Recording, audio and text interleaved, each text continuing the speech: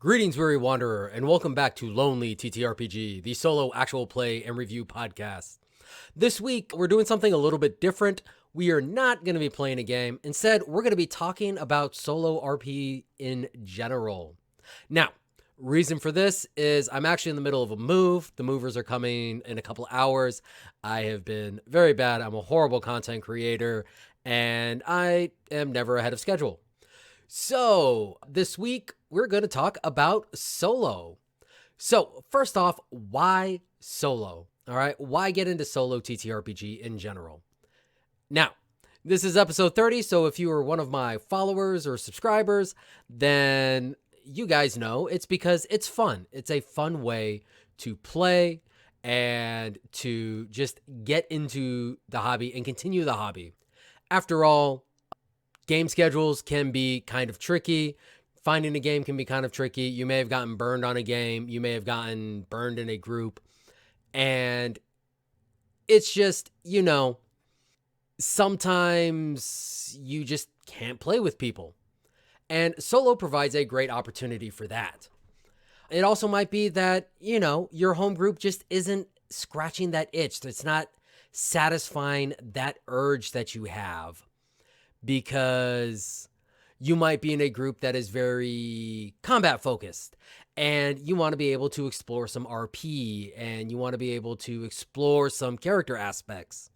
On the other hand, you might be in a very RP heavy group and every once in a while you just want to do a good old dungeon dive. Like, dungeon crawls are fun. There is some fun aspects to them. And, you might not be getting enough of that. Or it's also just one of those, D&D is great as a social game to play with your friends, but it might not be actually hitting the role-playing urge that you need. So a lot of reasons to dive into solo, a lot of reasons to have fun with it. And to help out with that, in fact, we're going to be talking about some solo systems. Now, there are a lot of different flavors to your solo games, okay? There are a lot of different things that you can do, and there are a lot of systems that help with that. Now, of course, you can always play your favorite TTRPG solo. You are going to need some help. You're probably going to want some help because there are just some things that don't work, especially if you're trying to have some surprise. So one of the most popular tools to help out with playing something like Dungeons and Dragons, Pathfinder, Call of Cthulhu, something like that in a solo setting is going to be a GM emulator. And one of the most popular GM emulators is the Mythic GM emulator. Now, Mythic is great. What Mythic does is it basically provides an oracle, all right? Something that you can ask yes/no questions to. So instead of where you would ask your DM or GM, hey, do I see this? Can I do this? Blah, blah, blah, blah, blah. You ask the Oracle, you ask Mythic. And Mythic has some nuance to it. You have different options that you can choose from very likely, somewhat likely, 50-50, not so likely, that sort of thing. So you assign some weight to your question. Hey, are there bandits in this room? I think there's a 50-50 shot. Then you roll, and the Mythic tables will tell you whether yes or no. Now, in addition to that, something that Mythic does is it has what's called a chaos factor. And that chaos factor does two things. One, it does affect the outcome of your roll. So it will affect the outcome of your yes or no. But, and this is where Mythic really does help out, is it also will affect the outcome of your scene. It will affect what scene you have coming up next. So every time you go to start a new scene, you roll against your chaos factor. If you roll above your chaos factor, then it proceeds as normal, as you think it's going to. If you roll below your chaos factor, there is going to be a change. Either something happens right before what you think is supposed to happen, or the scene that you thought was going to happen doesn't happen. It's the next logical scene. So Mythic is great for that. In addition to that, Mythic has some tables to help with generating ideas. So if you kind of get stuck on something and it's, well, I'm not quite sure what would present, like, the oracle says something's there, but I'm not quite sure what I want to be there. You can roll on the tables and it will say along the lines of treasured heirloom or something like that. Something just to spark some ideas. Now, the other thing that will help out is going to be some type of collection of random tables. Because after all, you're going to get into a situation and yes, there's going to be an encounter indicated, but you can't think of what the encounter is going to be. So you want to roll on a random table. And there are just anything that you want to do with that, anything that you want to use for those random tables. You have the Flex Solo Toolkit, you have the Solo Toolbox, you have Reddit communities dedicated to generating random tables, DM's Guild, D&D Beyond, Google, just anything that you can think of.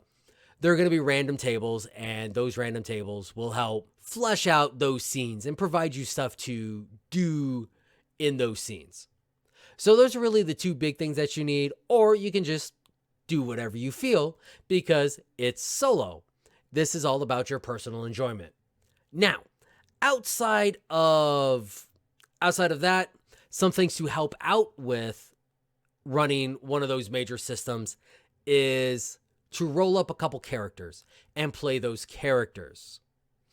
After all, something like D&D, it's not really designed for one person to try to go through and do that. It's designed for a team to go through and try and beat this dungeon or accomplish this quest or what have you.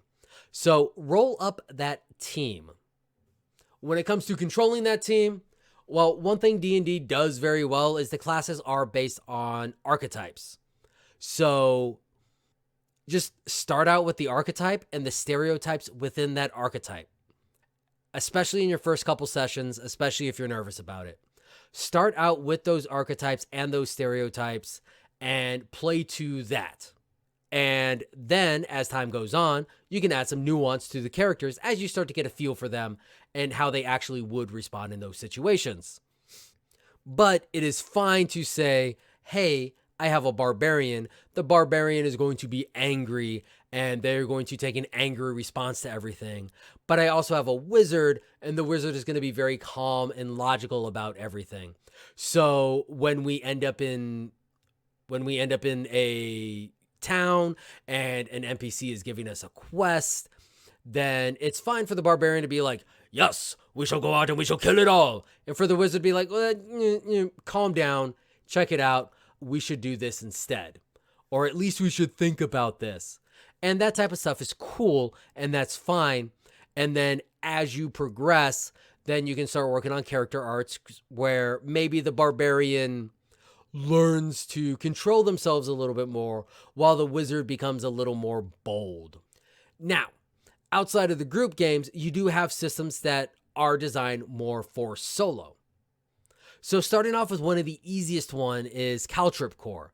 And this was developed by Titan Amaki, and it's a great system. It is a great little system. It's based on the D4, and that D4 is basically going to give you yes and yes, no but, no answers. So very super simple Oracle type system. And this can actually be used to great effect. There are some great games that use this. You Died is one of them.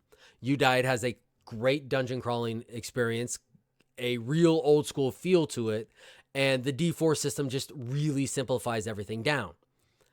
And there are several great Caltrip Core games that basically boil down to either yes or no with a little bit of flair depending on if you got a 4 or a 1. Now, one of the other popular ones is going to be Wretched and Alone. And there are two variations of Wretched and Alone, but Wretched and Alone is going to first and foremost be great for horror games. This is one of those, it is designed for those horror games. After all, it's based on the game The Wretched, which is a aliens-inspired game where you are trying to survive an alien invader in your ship. And one of the ways that it helps out with these horror aspects is with the use of a block tower, with the use of a tumbling block tower, Jenga, knock off whatever you got. And this works great for horror because as you're going along and you're doing your stuff and you're pulling your cards to get your prompts, which is the other thing that it does. It is a card prompt based game. Every turn you're going to draw a number of cards and respond to the prompts on them. Some of those cards, though, are also going to tell you to pull from the tower. And the horror comes in with, well, your tower can fall over. And when your tower falls over, your game is over. So you have that constant tension and that building tension with the block tower because you can see how wobbly that tower is. You can get that building dread of, is this going to be the one that knocks it over? Now, the other one that you have, the other variation that you have, the one that I use is a dice pool variant where you have 100d6. And every time that it would ask you to pull from the tower, instead you would roll this dice pool. And anytime you rolled a 1, you would remove those dice from the pool. So your dice pool is a dwindling resource. Now, this does fundamentally change the feel of Wretched and Alone games because you don't have that building tension. You don't have that sudden dread that, oh, is this the one that knocks over the tower? Instead, you do get a growing depression as you watch that dice pool dwindle down further and further and further until finally it's gone. You're never going to be surprised when it ends. It's just going to end. And so, like, that's still great for the horror genre, but it's like some fundamentally different type of horror because, again, this is more of the depression-based, the grinding. One game that uses Wretched and Alone, but I think benefits a lot from using the dice pool variant is Rain in Hell, because that game, a lot of the theme on that game is you are one of the last people trying to prevent the fall of hell, and you're one of the last demons trying to prevent the fall of hell, and it's been forever and you don't know how long you can hold on. So using the dice pool variant and getting that growing depression works very well for that game. Now, another popular system is Carta.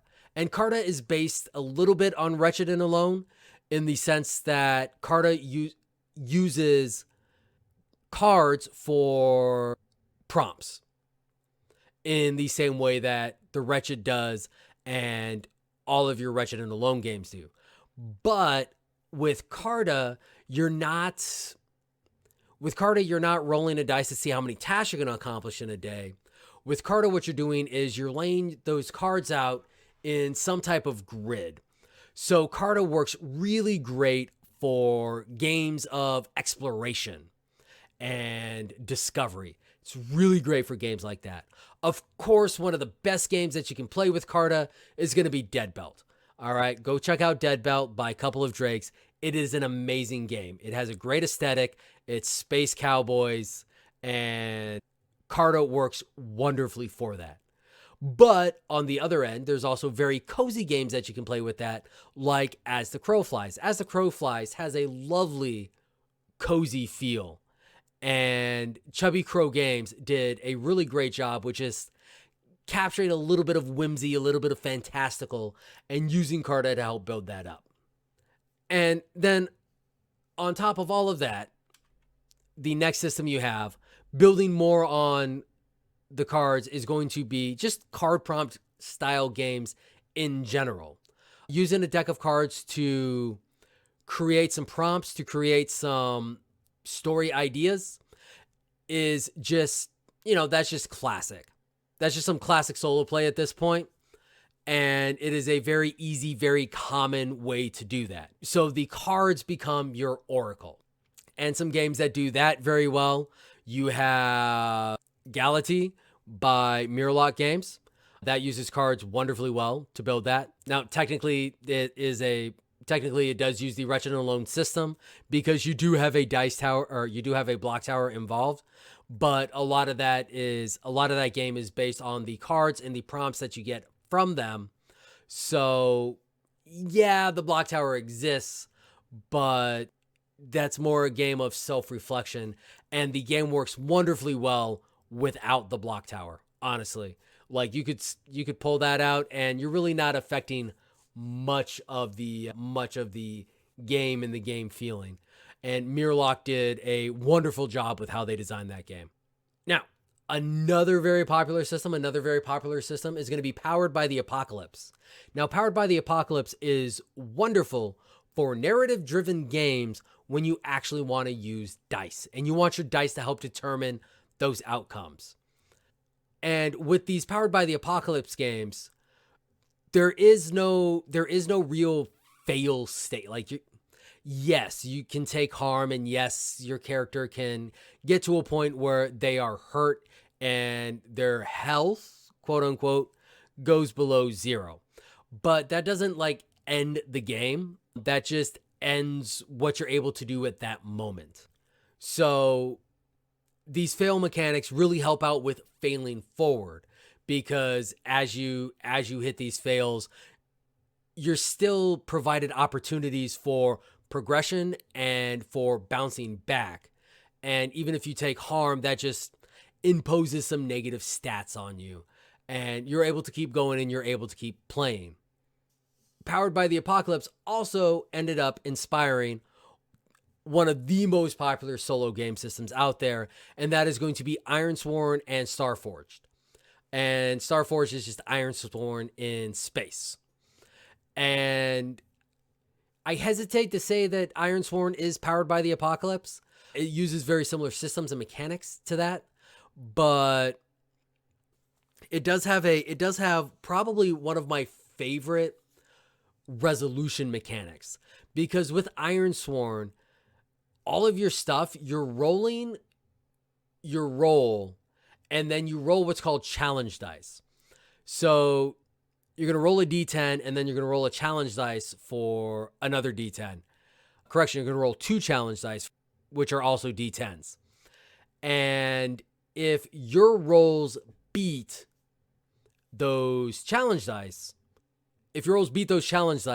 then you get some wonderful opportunities for success and growth and marking progress on your progress track.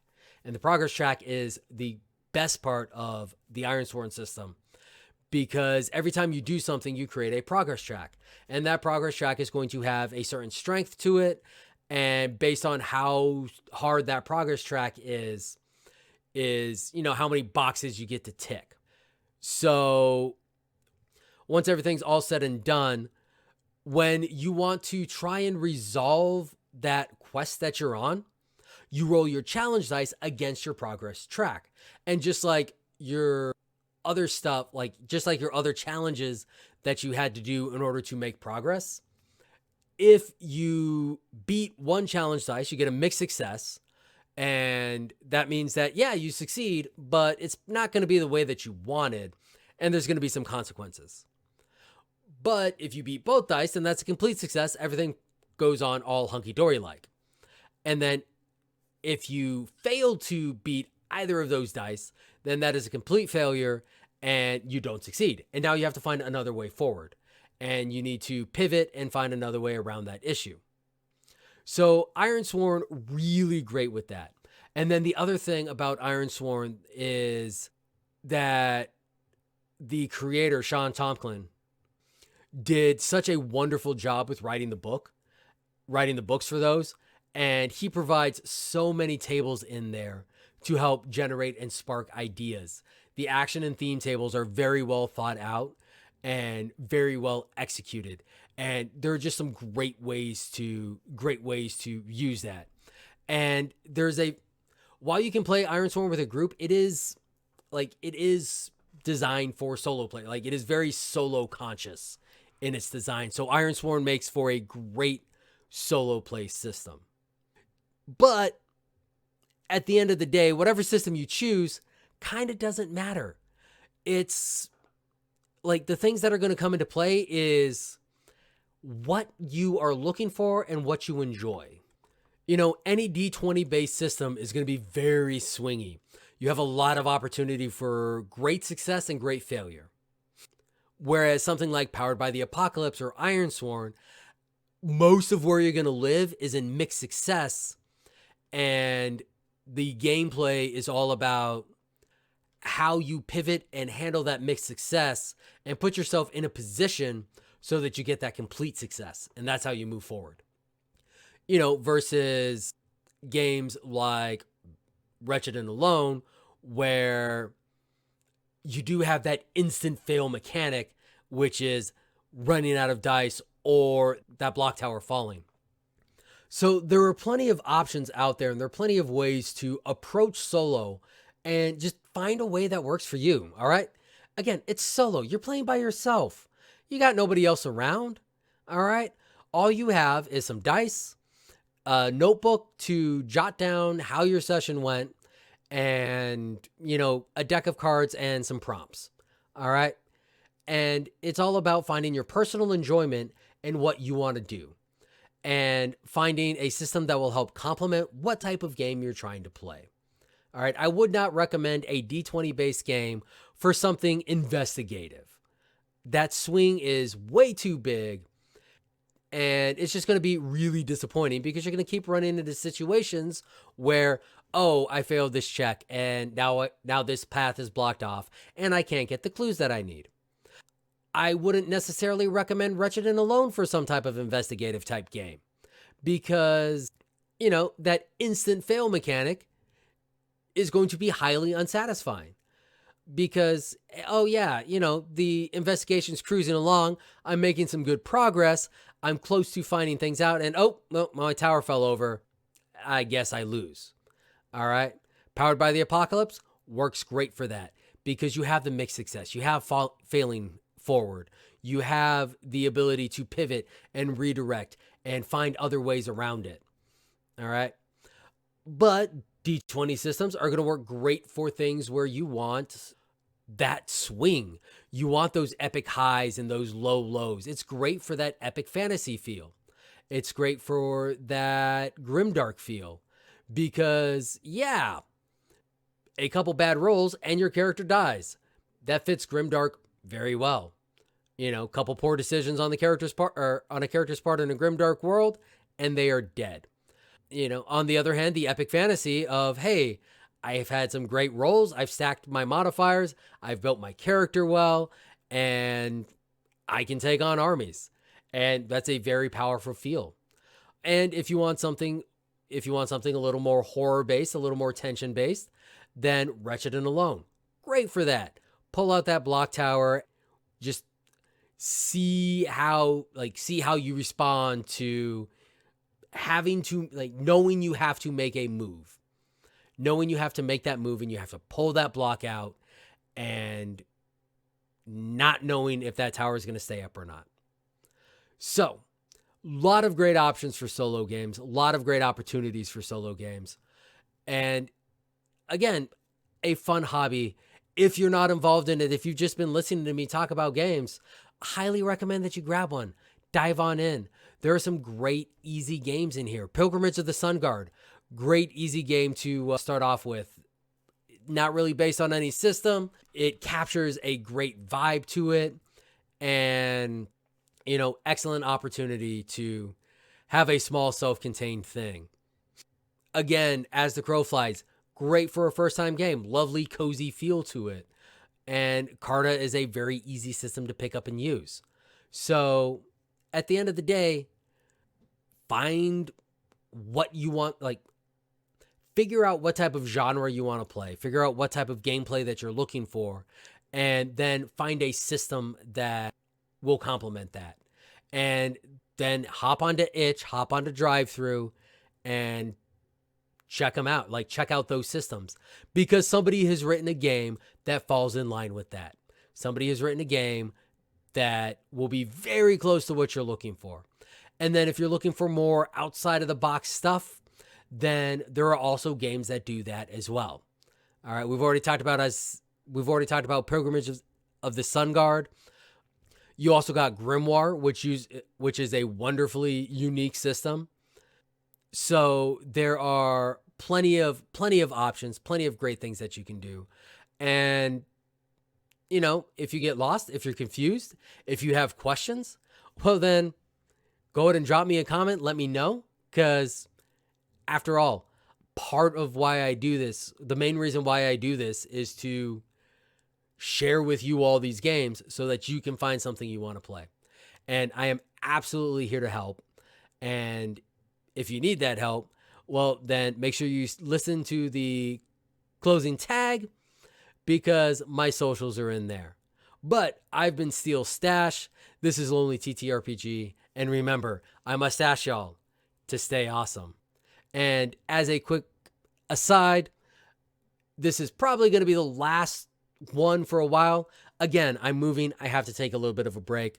So we are going to be on hiatus for a couple weeks unless I finish my new game and do a surprise episode with poor sound recording because I'm losing my stuff.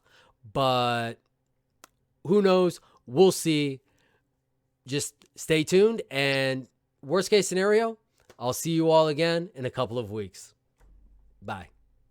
You've been listening to Lonely TTRPG, the Solo TTRPG live play and review. If you've enjoyed this episode, please leave us a review.